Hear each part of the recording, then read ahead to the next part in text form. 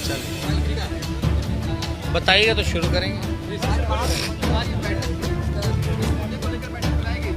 आज महागठबंधन की बैठक हुई जिसमें राष्ट्रीय Janata Dal, Congress party, CPI, CPM, CPI-ML, जो महागठबंधन की सभी पार्टियां, सभी नेता यहाँ जुटे थे और हम लोगों का बैठक साझा कार्यक्रम को लेकर के जो देश भर में व्यापक किसान आंदोलन जो चल रहा है, 3 जो कृषि बिल जो आए हैं उसके विरोध में, इसको लेकर के हम लोगों का कार्यक्रम जो रहेगा वो इस आंदोलन को मजबूत हम लोग कैसे करेंगे, क्योंकि सबको पता है कि किसान विरोधी जो कानून जो लाया गया है इसके लिए हम लोग पहले से ही किसानों के साथ खड़े हैं मजबूती के साथ।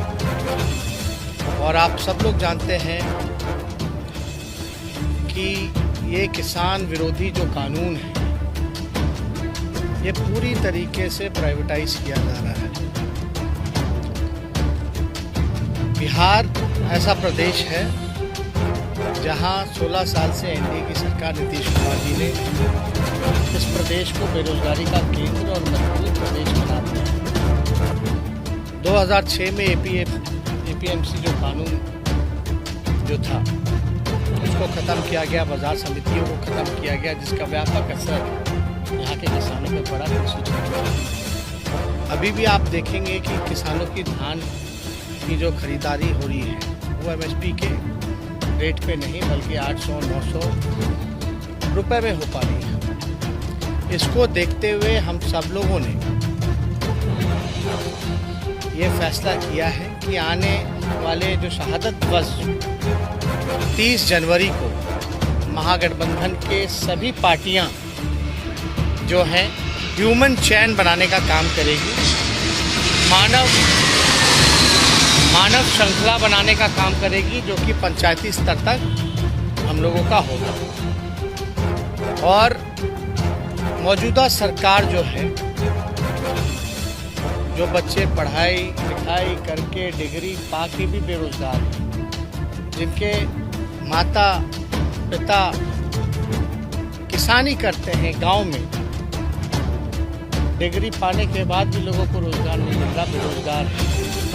और जो गांव देहात को भी जो लोग रहने वाले हैं, कृषि करने वाले लोग हैं, उनको भी ये लोग बेरोजगार बनाने का काम करते हैं। 2006 के बाद से लगातार जो है किसान मजदूर बनते चले गए, लाइन जो है बिहार में नहीं रुका है। एक बड़ा मुद्दा है, इसको देखते हुए हम लोगों का समय समय पर उठना बैठना होता है, आगे का क्या कार्यक्रम रहेगा। एक तो ये एक बड़ा इशू था। दूसरा एक सबसे बड़ा महत्वपूर्ण इशू ये है, आप लोगों की जानकारी में होगा, कल हम विधानसभा के अध्यक्ष महोदय से भी मिलने गए थे, स्पीकर साहब से भी मिलने गए थे। उन्होंने बुलाया था, उनको बात करनी थी। ये बात करनी थी कि आने वाला जो विधानसभा जो बजट सेशन जो होगा, जो बजट सत्र जो होगा, उसको पहले किया जाए और छोटे में ही 3-4 दिनों में ही निपटा दिया। आप लोगों को ध्यान दिलाएं, ये लोकतंत्र का मंदिर है जहां जनप्रतिनिधि जनता की जन समस्याओं को उठाने का काम करते हैं, जहां से निदान होता है। हम लोग लगातार पहले से कहते रहे हैं कि मौजूदा सरकार जो है लोकतंत्र पे खतरा है। और अभी भी अगर आप देखें तो 1 साल में केवल मात्र 4 दिन ही विधानसभा चला। क्यों चला 4 दिन? और आने वाला जो मार्च में जो हमारा जो सेशन होना होता है, जो 1.5 महीने का होता है, उसको 3-4 दिन में ही क्यों निपटाने की बात की जा रही है? कई नए विधायक चुन कर के आए हैं, उनको सीखने का भी मौका मिलता है। ये बहाना दिया जा रहा है कि वैक्सीन जो है मार्च के महीने में आएगा तो चलेगा, एक अजम्पशन है। अभी कोई तारीख तो तय नहीं हुआ बिहार की। तो हम लोगों का ये राय है और हमने स्पष्ट रूप से ये भी बोला था अध्यक्ष महोदय कि सारी पॉलिटिकल पार्टी को बुला करके आप जो है मीटिंग कराई, और उसमें हम लोगों का महागठबंधन के पार्टियों का ये निर्णय है कि जो ट्रेडिशनल जो रहा है, जो ट्रेडिशन जो रहा है, जो परंपरागत तरीके से बजट सत्र चलना चाहिए, जितने दिन की कार्रवाई होती है, ये आखिर सरकार भागना क्यों चाह रही है? कि जन समस्याओं को जनप्रतिनिधि कहाँ उठाएंगे? पूरी तरीके से अफसरशाही बेलगाम हो रही है। और एक विधानसभा सत्र ऐसा चलता है जब अधिकारियों पर दबाव रहता है और सभी विधानसभा क्षेत्रों के जितने जनप्रतिनिधि हैं सब अपने सवाल उठा सकते हैं। तो जो मौजूदा सरकार है उनके पास कोई जवाब नहीं है। आप बताइए, बेरोजगारी के इशू पे, किसान के इशू पर, भ्रष्टाचार के इशू पर, लॉ एंड ऑर्डर के सवाल पर, विकास के सवाल पर, सरकारी योजनाओं के सवाल पर कहाँ हम लोग सवाल पूछें? तो हमने उनको स्पष्ट रूप से राय दिया है कि जो परंपरागत तरीके से जो चलता रहा है, हमको तो ये समझ में नहीं आ रहा कि वैक्सीन में एमएलए क्या करेगा। और जब सत्र चल रहा हो तो सत्र में तो और दबाव होगा अधिकारियों पर, सही फीडबैक मिलेगा, जनप्रतिनिधि सदन में जानकारी प्राप्त कर सकते हैं सरकार द्वारा कि भाई उनके क्षेत्र में कितने टीका लगे हैं, कितने टीका नहीं लगे हैं, कितने बकाया हैं, ढंग से लग रहे हैं कि नहीं लग रहे हैं। तो ये तो और भी अच्छा है अगर सत्र चले। और अब स्कूल कॉलेज सब खुल गया, सारी चीज़ें काम धंधा सब वापस ट्रैक पे है। अब उस दौर में जब सबसे बड़ी समस्या हम लोगों के सामने आई हुई है, तब आप चाहते कि विधानसभा ना चले। तो हम लोगों का निर्णय, अगर सरकार इसी तरीके से भागती रहेगी तो हम लोगों को एक कदम उठाना पड़ेगा। अगर परंपरागत तरीके से अगर विधानसभा नहीं चलेगा, ट्रेडिशनल तरीके से अगर विधानसभा बजट सत्र नहीं चलेगा, तो सभी विपक्ष की जितनी पार्टियां हैं इसका हम लोग जो है बॉयकॉट करेंगे, यानी कोई मतलब ही नहीं रहेगी। तो इसलिए हम सब लोगों की मांग है कि विधानसभा सत्र जो है, जो परंपरागत तरीके से है वो चलना चाहिए, ताकि जनप्रतिनिधि जन समस्याओं को उठाने का काम करे। तो ये बात, अभी तो कोई वैक्सीन कब आएगा, नहीं आएगा, किसको टीका लगेगा, अभी तो ये तो सिर्फ कल्पना की बात है। बिहार में कब आएगा, कितना टीका आएगा, कहाँ रखा जाएगा वो टीका, एक टेम्परेचर पे रखा जाता है, उसकी क्या व्यवस्था है। तो विधानसभा चलेगा तब तो लोगों को जानकारी हो, वरना सरकार का तो कोई हिसाब किताब है नहीं। आज तक जो है नीतीश कुमार जी कोरोना को लेकर के कमेटी बनाने की बात कहे, विधानसभा में आज तक कमेटी बनी है, जिसको हमने विधानसभा में भी कई बार उठाने का काम किया। तो हम लोग सब लोग इस मुद्दे को लेकर के हम लोग यहाँ उपस्थित हुए और हम लोगों का आपसी तालमेल, कोऑर्डिनेशन, साझा कार्यक्रम बढ़िया ढंग से हम लोगों का चलता रहे, इसको लेकर के सभी महागठबंधन के पार्टियों की हम लोगों की बैठक थी। और 30 तारीख को हम लोगों का जो मानव श्रृंखला है, इसकी तैयारी को लेकर के हम लोग जो है पंचायत स्तर तक हम लोग सब लोग ह्यूमन चेन और मानव श्रृंखला बनाएं, क्योंकि इस सरकार को, केंद्र में बैठी सरकार को ना धान की कीमतों का पता है महत्व, ना लोगों की जान का पता है, ना किसानों की जान का पता है। 50 से ज़्यादा हमारे किसान जो हैं शहीद हो गए, लेकिन ना बिहार के मुख्यमंत्री, ना देश के प्रधानमंत्री ने एक ट्वीट करके आंदोलन नहीं दिया। तो इसलिए हम लोग सब लोग जो किसान विरोधी है, जो गरीब विरोधी है, जो मजदूर विरोधी है, जो छात्र छात्रा विरोधी है, आप देखिएगा सब लोग जो है परेशान है। लाठी डंडा बरसाया जा रहा है, चाहे संविदा कर्मी हो, चाहे सरकारी कर्मचारी हो, चाहे जीविका दीदी हो, स्वयं सहाय समूह हो, सभी लोग इस मौजूदा सरकार से परेशान हैं। और हमने पहले भी ये बात कही थी कि जो 16 साल की सरकार है नीतीश जी की, इन्होंने बिहार को बेरोजगार और मजबूर प्रदेश बनाने का काम किया है। और ये सरकार जो है ये बिहार पर अभिशाप के रूप में कायम है।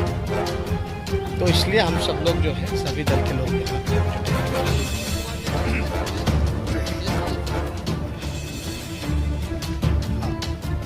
तो इसमें देखिए हम इसमें दो चार बात ये भूल गए कि जो विधानसभा सत्र अगर परंपरागत तरीके से नहीं चलेगी तो हम लोग विधानसभा का बॉयकॉट करेंगे और मुख्यमंत्री और उप मुख्यमंत्री आवास का घेराव भी करेंगे। जब तक सत्र चलेगा 3-4 दिन की बात कही जा रही है, लेकिन परंपरागत तरीके से चले तो ठीक है। अगर परंपरागत तरीके से बजट सत्र नहीं चलेगा तो मुख्यमंत्री आवास का और उप मुख्यमंत्री आवास का सभी महागठबंधन के लोग और जो जनता जनार्दन हैं जिनकी समस्या हम लोगों को उठानी थी, जो परेशान हैं, मजबूर हैं, बेबस हैं, वो सब लोग मिलकर के जो नौजवानों को, गाँव को बेरोजगार बनाना चाहते हैं, उनके खिलाफ हम सब लोग जो है घेराव करने का काम करेंगे। और जहाँ तक आपका सवाल है, जैसे को तैसा मिला। नीतीश जी का अगर इतिहास उठा के देखें, चाहे फर्नांडिस जी हो, चाहे दिग्विजय सिंह जी हो, चाहे हमारी पार्टी हो, हमारे नेता हो, किन किन लोगों को इन्होंने धोखा नहीं दी। तो हम लोग अब तो जैसे को तैसा मिला। नीतीश जी का कोई काम है, सत्ता में आना है चोर दरवाजे से, सत्ता के लोभी हैं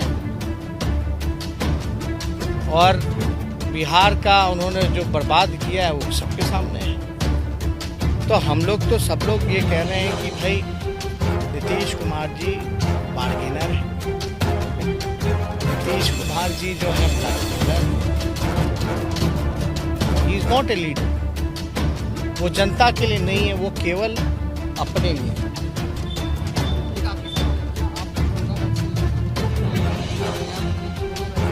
आ गया है क्या? आएगा तो देखा जाएगा ना। पहले आने तो दीजिए, पहले आने तो दीजिए।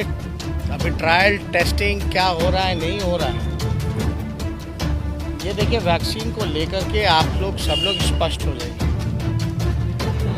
कि वैक्सीन जो है कोई मोदी जी ने या बीजेपी के लोगों ने नहीं बनाया। और ये कोरोना का वैक्सीन जो है बड़े विद्वान जो साइंटिस्ट हैं, मेडिकल रिसर्चर हैं, ये उन लोगों ने बनाया है। अभी सरकार को पहले प्रक्रिया तो पूरी कर लेनी थी। अभी कोई प्रक्रिया पूरी हुई कहाँ? अभी तो केवल हल्ला है। वही हल्ला है जैसे 19 लाख लोगों को रोजगार देना था, क्या मिला? क्या 15-15 लाख रुपए आप लोगों के खाते में आने थे, मिला क्या? तो पहला तो टीका जिसको लगेगा वो तो हेल्थ कर्मचारी होंगे, जो कोरोना वॉरियर्स होंगे। और आप सवाल पूछिए तो क्या कोई बता सकता है बिहार में पहला टीका या कितने टीके बिहार में आएंगे? तो टीके को कहाँ रखा जाएगा? कोई व्यवस्था हुई है अभी? क्योंकि उसका खास टेम्परेचर होता है, एक टेम्परेचर पे टीकों को रखना। कौन सी तैयारी हुई? अब बिहार को कितने टीके मिल रहे हैं? भाई निरीक्षण करें, उनका निरीक्षण देखें, नहीं अपराध तो बढ़ ही रहा है। और इतना निरीक्षण किए हैं वो तो सभा भी किए। पूर्णिया में, दमदहा में ग्रामीणों ने कैसे घेरा, क्या मुर्दाबाद के नारे किसके लगा रहे? भ्रष्टाचार के सवाल पर। इसलिए देखिए ये सब इश्यूज से डाइवर्ट नहीं होना है। असल जो मुद्दा है ये तो कोई भी सरकार में रहेगा उसको काम करना ही है। लेकिन सवाल ये बड़ा है कि वैक्सीन जब लगे तो एमएलए लगाएगा क्या वैक्सीन? आप चुनाव करा सकते हैं, सभाएं हो सकती हैं, तो 243 लोग एक जगह बैठ करके जन समस्याओं का समाधान नहीं कर सकते क्या? उठा नहीं सकते क्या? क्यों डर है? वैक्सीन के समय विधानसभा क्यों नहीं चलेगा? ये सवाल सबसे बड़ा है, क्योंकि सरकार के पास कोई जवाब नहीं मिलेगा। मजदूरों के साथ क्या हुआ आपने देखा ही होगा। क्वारंटाइन का क्या हुआ, सेंटर्स का क्या हुआ? अपने ही लोगों को गाली दिया गया, क्रिमिनल बता दिया गया, चोर बता दिया गया। ये सरकार की कथनी और करनी में भारी अंतर है। अब जो हम नए बनने हैं उनका भी थोड़ा क्रिमिनल रिकॉर्ड जरा देख लीजिए कि उन पे क्या क्या आरोप लगे।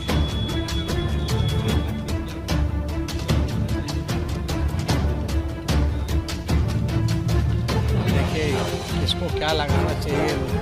हम तो चाहेंगे कि सब स्वस्थ रहे। 125 करोड़ जनता देश की है, सब लोग सुरक्षित रहे, यही होना चाहिए।